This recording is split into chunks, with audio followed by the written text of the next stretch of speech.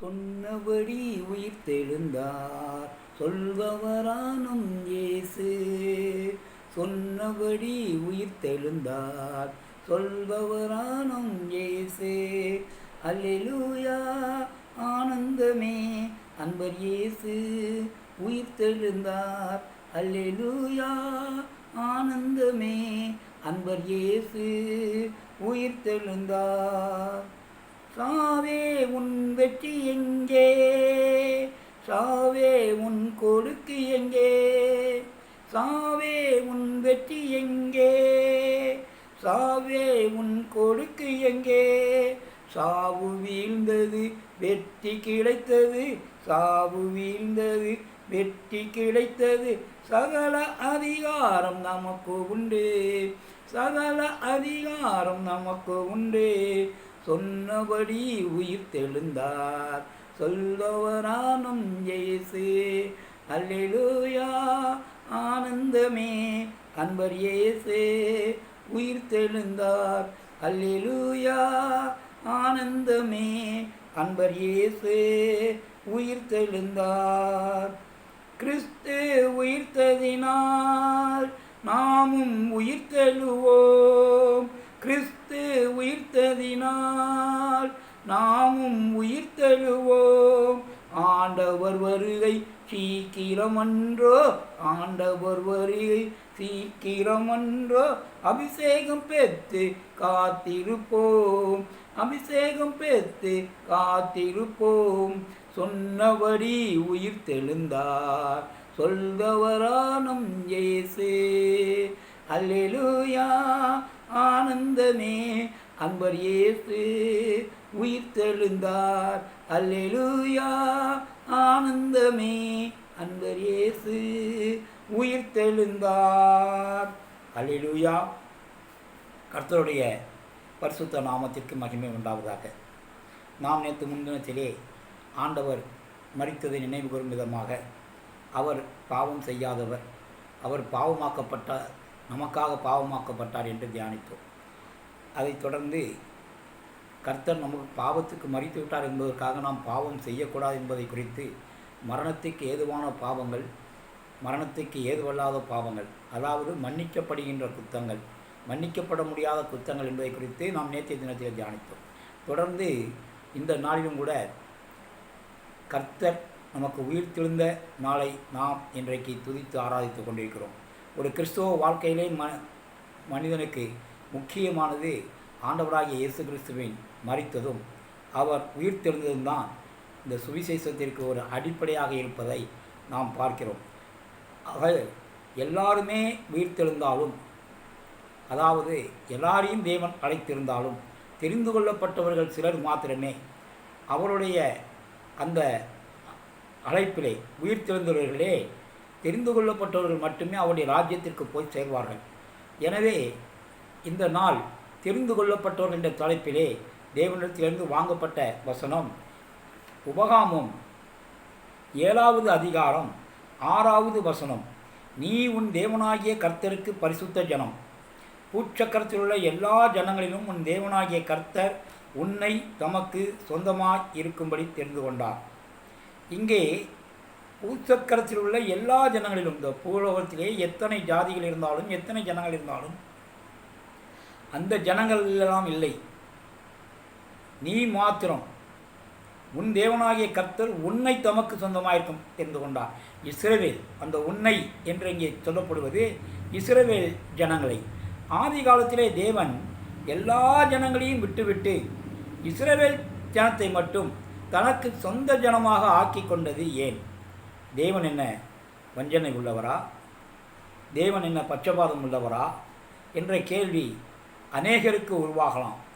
ஆனாலும் அவர் ஏன் அந்த ஜனங்களை தனக்கு சொந்த ஜனமாக தெரிந்து கொண்டார் என்றால், தனக்கு முற்றிலும் கீழ்ப்படிந்த ஆபிரகாமை தமக்கு முன்பாக தெரிந்து கொண்டு அந்த கீழ்ப்படிந்த ஜனங்களை மட்டும், அதாவது உலகத்திலே அநேக ஜனங்கள் இருந்தாலும் எல்லா ஜனங்களும் பல்வேறு தெய்வங்களை வணங்கி கொண்டிருந்த காலத்திலே மெய்யான தேவனாகிய கர்த்தரை வணங்கின ஒரே இனம், ஒரே ஜாதி இஸ்ரவேலர் இனம், இஸ்ரவேல் ஜாதி. ஆகவே தான் அவர் முழு இஸ்ரவேலையும், தன்னுடைய எல்லா ஜாதிகள் இருந்தாலும் இஸ்ரவேலரை தன்னுடைய ஜாதியாக, தன்னுடைய சொந்த ஜனமாக அவர் தெரிந்து கொண்டு அவர்களிடம் எளிதில் உறவாடி ஆசாரியராகவும் அரசர்களாகவும் ராஜ்யமாகவும் பரிசுத்த ஜனமாகவும் தேவன் தெரிந்து கொண்டார். இப்படி அவரால் தேர்ந்தெடுக்கப்பட்ட யாக்கோப்பை தன்னுடைய உடமாக்கி தன்னுடைய சொந்த சாதியாக தெரிந்து கொண்டார். தன் ஜனங்களை அவர் தனக்கு பொக்கிஷமாகவே வைத்து, பொக்கிஷமாகவே நினைத்து அவர்கள் மத்தியிலே வாசம் செய்து அவர்களுக்கு ஆசீர்வாதத்தை அள்ளி கொடுத்தவர் நம்முடைய தேவன். சங்கீதம் 135வது சங்கீதத்திலே நாம் 4வது வசனத்தை பார்ப்போமானால், கர்த்தர் யாக்கோப்பை தமக்காகவும் இஸ்ரவேலை தமக்கு சொந்தமாகவும் தெரிந்து கொண்டார். இதற்காக தான் கர்த்தர் இந்த ஜாதியை தனக்கு சொந்த ஜனமாக தெரிந்து கொண்டார். தெரிந்து கொள்ளப்பட்ட இந்த ஜனங்களில் விசுவாசமிக்கவர்களாக இருந்த மோசே மற்றும் இஸ்ரவேலர்கள் தேவனை நோக்கி, தேவனை நம்பி, தேவன் ஒருவரே என்று விசுவாசித்து அறிக்கையிடுகிறார்கள். அப்படி அறிக்கையிடப்பட்டவர்களில் சிலவற்றை மட்டும் நாம் இங்கே வேதத்திலே சொல்லப்பட்டவர்களை குறிப்பாக பார்ப்போமானால், 1, சிருஷ்டிக்கப்பட்ட யாவரின் மீதும் ஆளுகை செய்கிறவரே என்று அறிக்கையிடுகிறார்கள். 2வது, கர்த்தாவே தேவர்களில் உமக்கு ஒப்பான தேவன் யாரும் இல்லை என்று அறிக்கையிடுகிறார்கள். 3வதாக, பரிசுத்தத்திலே மகத்துவம் உள்ளவர் நீர் மாத்திரம்தான் என்று அறிக்கையிடுகிறார்கள். 4வதாக, துதிகளில் பயப்படத்தக்கோரும் அற்புதங்களை செய்கிறோரும் உம்மை தவிர வேறு எந்த தெய்வமும் இல்லை என்று அறிக்கையிடுகிறார்கள். இப்படி தேவனுக்கு பயந்து நடக்கின்ற இந்த ஜாதியை இஸ்ரவேலர்கள் அறிக்கையிட்டது போலவும் அவர்கள் கவனமாகவும் தேவனுக்கு பயந்து நடந்தார்கள். அதாவது இந்த பிள்ளைகள் கவனமாக பேசினார்கள். ஏனென்றால் நம்முடைய பேச்சு, கர்த்தரால் நம்முடைய சொல் தேவனை மகிமைப்படுத்தும் விதமாகவும் தேவனை மகிழ்ச்சியடையும் விதமாகவும் இஸ்ரவேலர்கள் கவனமாக தற்காத்து பேசினார்கள். ஆகவே அவருடைய நாமத்தின் பெயர்களை தியானித்து அவரை துதிப்பதிலும் அவர்கள் உண்மை உள்ளவர்களாக இருந்தார்கள். நாம் கவனமாக இன்றைக்கு வேதத்தை முழுவதும் படித்து இதில் வரும் தேவனுடைய நாமத்தின் பெயர்களை நம்முடைய இருதயத்தில் சிறப்படுத்தி கொள்ள வேண்டும். அல்லது நாம் வேதங்களை படிக்கும்போது அந்த நாமத்தை அடிக்கோடிட்டு நாம் நமக்கு நினைவுபடுத்தும் விதமாக உருவாக்கி கொள்ள வேண்டும். தேவனும் இந்த ஜனங்களுக்கு சொன்ன வார்த்தை என்னவென்று நாம் பார்ப்போமானால், சங்கீதம் 91வது சங்கீதத்திலே 14 முதல் நாம் 16வது வசனம் வரை 14 முதல் 15வது வசனம் வரை நாம் பார்ப்போமானால், அவன் என்னிடத்தில் வாஞ்சியாக இருக்கிறபடியால் அவனை விடுவிப்பேன், என் நாமத்தை அவன் அறிந்திருக்கிறபடியால் அவனை உயர்ந்த அடைக்கலத்திலே வைப்பேன். அவன் என்னை நோக்கி கூப்பிடுவான், நான் அவனுக்கு மறு உத்தரவு அருளி செய்வேன். ஆபத்தில் நானே அவனோடிருந்து அவனை தப்புவித்து கனப்படுத்துவேன். நீடித்த நாட்களால் அவனை திருப்தியாக்கி என் ரட்சிப்பை அவனுக்கு காண்பிப்பேன் என்று தன்னுடைய சொந்த ஜனங்களுக்கு அவர் ஒரு உத்தரவாதத்தை இங்கே நாம் தருவதையும் பார்க்கிறோம். இப்படியாக தன்னை அதாவது வணங்கின இந்த ஜனங்கள் காலப்போக்கிலே அவர்களுடைய ஒரு 4-5 தலைமுறைகளுக்கு பின்பு அவர்கள் தேவனை மறந்து அவரை விட்டு பின்வாங்கி புறஜாதிகளோடு இணைந்து பெண் கொடுத்தல், பெண் எடுத்தல் மற்றும் விக்கிரக ஆராதனைகளை மேற்கொள்ளுதல், பொன் கன்றுக்குட்டியை செய்து வணங்கினார்கள். அப்பொழுது தேவன் இந்த ஜனங்கள் மீது கோபப்பட்டு உக்கிரமாக இருந்தார். ஆனாலும் அந்த நேரத்திலும் தன்னிடமாக இருந்த ஆரோன் குடும்பத்தாரை மட்டும் தெரிந்து கொண்டு மற்றவர்களுக்கு அந்த உரிமையை தராமல் விட்டுவிட்டதை நாம் பார்க்கிறோம். இப்படியாக தன்னை மறந்த ஜனங்களுக்கு தன் கற்பனைகளை, தன் கட்டளைகளை, தன் வாக்கை கைக்கொள்ளும் பட்சத்தில் நீங்கள் என் சொந்த ஜனங்களாக இருப்பீர்கள் என்ற உத்தரவாதமாக தந்தாலும் இஸ்ரவேலர்களுக்கு இதை ஒரு எச்சரிப்பாகவே தருகிறார். இதை நாம் யாத்திராகமம் 19வது அதிகாரத்திலே 5ஆம் வசனத்தையும் 6வது வசனத்தையும் நாம் வாசிப்போமானால் இதை தெரிந்து கொள்ளலாம். இப்பொழுது நீங்கள் என் வாக்கை உள்ளபடி கேட்டு என் உடன்படிக்கையை கைக்கொள்வீர்களானால் சகல ஜனங்களிலும் நீங்களே எனக்கு சொந்த சம்பத்தாக இருப்பீர்கள், பூமியெல்லாம் என்னுடையது என்று சொல்கிறார். நீங்கள் எனக்கு ஆசாரிய ராஜ்யமும் பரிசுத்த ஜாதியாயும் இருப்பீர்கள். நீ இஸ்ரவேல் புத்தரோடு சொல்ல வேண்டிய வார்த்தைகள் இதை என்று மோசேக்கு இதை சொல்லி தன்னுடைய ஜனங்களிடம் சொல்லி கட்டளையிட்டார். மோசேயும் இந்த காரியத்தை செய்தார். ஆனால் இஸ்ரவேலர்கள் தேவனை விட்டு விலகினார்கள். உலகத்தின் பல தேவர்களை வணங்க ஆரம்பித்தார்கள்.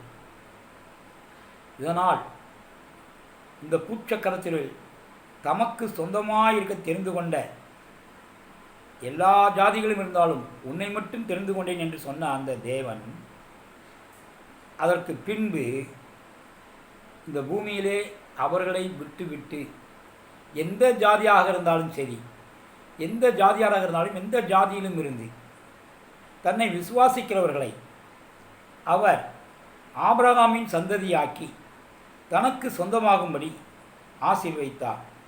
இப்படியாக இந்த உலகத்தை அவர் ஆகும் என்று தெரிந்தே இரட்சிப்பின் திட்டத்தை குறித்து முன்கூட்டியே இந்த உலகத்தை உண்டாக்கும் முன்னே தாம் ஒருவராய் மட்டும் இந்த உலகத்திலே இருக்கையிலே அவர் தம்முடைய தயவுள்ள சித்தத்தின்படி ஒரு நித்திய திட்டத்தை தேவன் தயாரித்து இந்த திட்டமானது புறஜாதியாரை கர்த்தர் தெரிந்து கொண்டார்.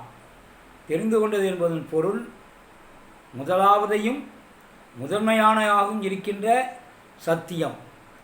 இதுவேதான் தெரிந்து கொண்ட ஜனத்தை பரிசுத்தமில்லாதவர்களாக குற்றமில்லாதவர்களாக உலகத் தோற்றத்திற்கு முன்பே கிறிஸ்து தனக்கு தெரிந்து கொண்டார் என்பதைத்தான் எபேசியருக்கு எழுதின நிருபம் 1வது அதிகாரத்திலே 4வது வசனம் சொல்கிறது. தமக்கு முன்பாக தாம் அன்பில் பரிசுத்தமுள்ளவர்களும் குற்றமில்லாதவர்களுமாய் இருப்பதற்கு அவர் உலகத் தோற்றத்திற்கு முன்னே கிறிஸ்துவுக்குள் நம்மை தெரிந்து கொண்டபடியே. இப்படியாக அவர் புறஜாதிகளிலும் அவர் இந்த உலகத்திற்கு முன்பாகவே தெரிந்து கொண்டார் தன்னுடைய ஜனங்கள் யார் என்பதை. யூதர்கள் முற்றிலுமாக தேவனை மறந்தார்கள். தேவனை மேசியா என்று ஏற்றுக்கொள்ளவும் இல்லை. ஆகவே கர்த்தர் தன்னுடைய ராஜ்யத்தை யூதர்களை விட்டுவிட்டு அவர் இந்த உலகத்திலே அந்தகார இருளிலே வாழ்ந்து கொண்டிருந்த ஜனங்களுக்கு அவர்களை தம்முடைய ஆச்சரியமான ஒளிநிலத்திற்கு அழைத்தவர். அவர்களை தம் சொந்த ஜனமாயும் இருக்கிற என்ற அதிகாரத்தையும் அவர்களுக்கு கொடுத்தார். அங்கே அழைக்கப்பட்ட அழைப்பில் இந்த வசனங்களிலே சொல்லப்படுகிறது அந்தகார இருளில் இருந்த. ஆகவே அந்தகாரம் என்பது 2 வகைப்படும். ஒன்று சத்தியத்தை பகுத்தறிந்து கொள்ள முடியாத நிலை. அந்த அளவுக்கு அறியாமையில் நிலைத்திருக்கின்றவர்கள் இவர்கள்தான் அந்தகார கிரையிலே இருந்தார்கள். இது முதல் வகையானது. 2வது வகையானது எல்லாம் சத்தியத்தை அறிந்தும் தெரிந்தும் இயேசு என்ற ஒரு தெய்வம் உண்டு என்பதை தெரிந்தாலும் சாத்தானின் அந்தகார வலையிலே சிக்கி பாவத்திலும் அக்கிரமத்திலும் மூழ்கி போயிருந்தவர்கள். இவர்கள் தேவனை அறிய மறுத்தவர்கள். அந்த அந்தகாரத்திலே இவர்கள் வீழ்ந்து கொண்டிருந்தார்கள், அங்கே வாழ்ந்து கொண்டிருந்தார்கள் என்று கூட சொல்லலாம். ஆகவே அந்தகாரத்தின் பிள்ளைகளை இருளில் நடப்பவர்களை மட்டுமல்ல, இவர்கள் இருளையே நேசிப்பவர்கள், ஒளியையே வெறுப்பவர்கள், பகைக்கப்படுவர்கள். இப்படியாக அந்தகாரர்கள் இருளிலே வாழ்ந்தவர்கள் 2 வகையான பிரிவினர். அடுத்து தேவன் அவர்களை தன்னுடைய அதாவது ஒளிக்கு அழைக்கிறார். ஒளியின் ஆச்சரியத்திற்கு தேவன் தன்னுடைய சர்வ வல்லமையினாலும் அதிகாரத்தாலும் இந்த ஜனங்களை அந்தகாரத்தினின்று விடுதலை கொடுத்து ஜீவ ஒளியாக இருக்கின்ற தன்னிடத்திலே வரவழைத்தார். அவர்களுக்கு விசுவாசத்தை கொடுத்து விடுதலையை கொடுத்து தேவனுடைய ராஜ்யத்தில் பிரவேசிக்க அவர்கள் மீது தன்னுடைய ஜீவ ஒளியை பிரகாசிக்கச் செய்கின்ற தேவனாக இருந்தார். மூன்றாவதாக தேவனுடைய புண்ணியங்கள் என்று அங்கே சொல்லப்படுகிறது.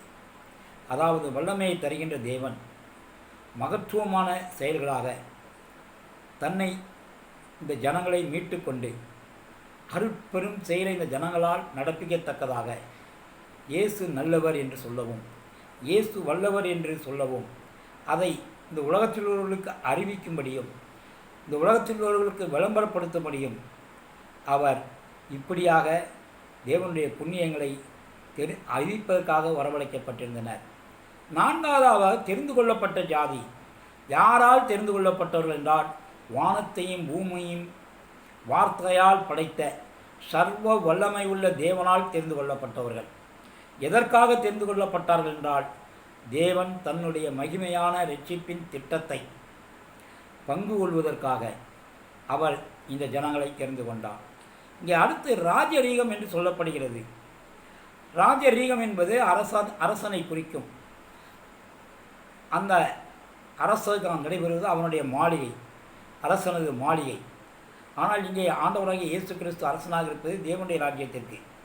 அது ஆவிக்கேற்ற மாளிகையாக இருக்கிறது. இந்த அரண்மனையாகிறது அரசனாகிய ஆண்டவருடைய மகிமையான பிரசனத்தினால் முன்பாக அவர்கள் வர தகுதி பெற்றவர்களாக இருக்கின்ற ஆசாரியர்களாக இருக்கிறார்கள். அதனால்தான் ராஜரீகம் என்று அழைக்கிறது. அடுத்து ஆசாரிய கூட்டமாயும் என்று சொல்கிறேன். தேவனுடைய ராஜ்யத்திலே தேவனோடு ஆளுகை செய்பவர்கள் தான் ஆசாரிய கூட்டம். அடுத்து பரிசுத்த ஜாதியாயும் தன்னால் அதாவது தேவனால் தனியாக பிரித்தெடுக்கப்பட்ட ஒரு ஜாதி என்பதுதான் பரிசுத்த ஜாதியாகும். இந்த பரிசுத்தப்படுத்தப்படுவது என்பது பக்தி உள்ளவனை தேவன் தெரிந்து கொண்டார் என்று அறிந்து கொள்ள வேண்டும். அடுத்து அவர் சொந்த ஜனமாக என்றால் சிலுவையிலே கிறிஸ்து தம்மை பலியாக ஒப்பு கொடுத்த போது இந்த அந்தகார இருளிலே வசித்து கொண்டு அந்தகார ஒளி நின்று வெளிச்சத்திற்கு அழைக்கப்பட்டு தேவனுடைய புண்ணியங்களை அறிவிக்கும்படியாக தெரிந்து கொள்ளப்பட்ட ஜாதியாய் ராஜரீகமும் ஆசாரிய கூட்டமாய் இருப்பதற்காக பரிசுத்த ஜாதியுமாய் இருந்து தன்னுடைய சொந்த ஜனமாக தெரிந்து கொண்ட தேவன் அவர்களை மீட்கும்படியாக அந்தகாரத்திலிருந்து அவர்களை மீட்கும்படியாக விலைக்கிரயமாக தன்னுடைய ஜீவனையே கல்வாரி சிலுவையிலே கொடுத்து அவர்களை மீட்டு கொண்டான். பின்பு அவர்களுக்கு ஒரு புதிய வாழ்க்கையை அளிக்க வேண்டும் என்பதற்காக உயிர்த்தெழுந்து புதிய வாழ்க்கையை தன்னால் மீட்டுக்கொள்ளப்பட்ட ஜனங்களுக்கு கொடுத்து அவர் சொந்தமாயினார். முற்காலத்திலே அவர்கள் தேவ ஜனங்களாக இருக்கவில்லை. ஆனால் தேவனால் தெரிந்து கொள்ளப்பட்டு தன்னுடைய கிருபையை அவர்களுக்கு கொடுத்த பிறகு தேவனுடைய இரக்கத்தை அவர்கள் பெற்ற பிறகு அவர்கள் தேவ ஜனமாக தேவனுக்கு சொந்தமாக ஜனமாக மாறியிருந்தார்கள். இது தேவனுடைய உயிர்த்தெழுதலின் திட்டமானது. தன்னை காட்டி கொடுத்து கொலை செய்த யூதர்களை விட்டு விலகி தன்னுடைய தேவனுடைய ராஜ்யத்தின் தோற்றத்தை அதை விசுவாசிக்கிறவர்களுக்கு கொடுப்பதற்காக புறஜாதி குற்றத்திலிருந்து அவர்கள் பாவங்கள் மன்னிக்கப்பட்டு அவர்களுக்கு நித்திய ஆக்கினையான தீர்ப்பிலிருந்து அவர்களுக்கு விடுதலை கொடுத்து தேவனுடைய ராஜ்யத்திலே நித்திய சுதந்திரத்தை பெற்றுக்கொள்வதற்காகவே தேவன் தான் இந்த பூமிக்கு மானிடனாக வந்து மரித்ததோடு மட்டுமில்லாமல் மூன்றாம் நாளிலே உயிர்த்தெழுந்தார். ஆதியிலே உலகத்திலே எத்தனை ஜாதிகள் இருந்தாலும் இஸ்ரவேலரை மட்டும் தனது சொந்த ஜனமாக அறிவித்த தேவன் இன்றைக்கு உலகத்திலே எந்த ஜாதியாக இருந்தாலும் அவர்களை தனக்கு சொந்த ஜனமாக இருக்கும்படியாக அவர் தெரிந்து கொண்டு அழைத்திருப்பதை தான் 1 பேதுரு 2ஆம் அதிகாரத்திலே 9வது வசனத்திலும் 10வது வசனத்திலும் தெளிவாக சொல்கிறார். நீங்களோ உங்களை அந்தகாரத்தினின்று தம்முடைய ஆச்சரியமான ஒளிநிலத்திற்கு வரவழைத்தவருடைய புண்ணியங்களை அறிவிக்கும்படிக்கு தெரிந்து கொள்ளப்பட்ட சந்ததியாயும் ராஜரீகமான ஆசாரிய கூட்டமாயும் பரிசுத்த ஜாதியாயும் அவருக்கு சொந்த ஜனமாயும் இருக்கிறீர்கள். ஆகவே அங்கே அவர் சொன்னது, உலகத்திலுள்ள எல்லா ஜனங்களும் உன்னை எனக்கு சொந்தமாக தெரிந்து கொண்டேன் என்றார். இன்றைக்கு நீங்களோ என்று புறஜாதிகள் தேவனை விசுவாசிக்கும் பட்சத்திலே முன்னே நீங்கள் தேவனுடைய ஜனங்களாயிருக்கவில்லை, இப்பொழுது அவருடைய ஜனங்களாயிருக்கிறீர்கள். முன்னே நீங்கள் தேவனிடத்தில் இரக்கம் பெறாதவர்களாயிருந்தீர்கள், இப்பொழுதோ இரக்கம் பெற்றவர்களாயிருக்கிறீர்கள். பிரியமானவர்களே, அந்நியர்களும் பரதேசியுமாயிருக்கிற நீங்கள் ஆத்துமாவுக்கு விரோதமாக போர் செய்கிற மாம்ச இச்சைகளை விட்டு விலகி, புறஜாதிகள் உங்களை அக்கிரமக்காரர் என்று விரோதமாய் பேசும் விஷயத்திலே நீங்கள் உங்கள் நற்கிரியைகளை கண்டு அபத்து நிமித்தம் சந்திப்பின் நாளிலே தேவனை மகிமைப்படுத்தும்படி நீங்கள் அவர்களுக்குள்ளே நல் நடக்க உள்ளவர்களாய் நடத்தி கொள்ளுங்கள் என்று உங்களுக்கு புத்தி சொல்லுகிறேன் என்று தேவன் தனக்கு இந்த ஜாதியை சொந்த ஜனமாக புறஜாதிகளையும் தெரிந்து கொண்டார். ஆவியானவர் இன்றைக்கு அவருடைய ஜனங்களுக்கு அந்த ஜனங்கள் செய்கின்ற பாவங்களை சுட்டி காட்டுகிறவர். அது சுட்டி காட்டப்பட்டவுடன் நாம் அவற்றை தேவனிடத்திலே அறிக்கையிட்டு மன்னிப்பை பெற்றுக்கொள்ள வேண்டும். மீண்டும் அந்த பாவம் செய்யக்கூடாதபடிக்கு நாம் தேவனோடு நல் உறவை, ஐக்கியத்தை ஏற்படுத்தி கொள்ள வேண்டும். ஆவிக்குரிய உணர்வை பெற்றிருக்க வேண்டும் என்று தேவன் இதை ஒரு எச்சரிக்கையாகவே கூறுகிறார்.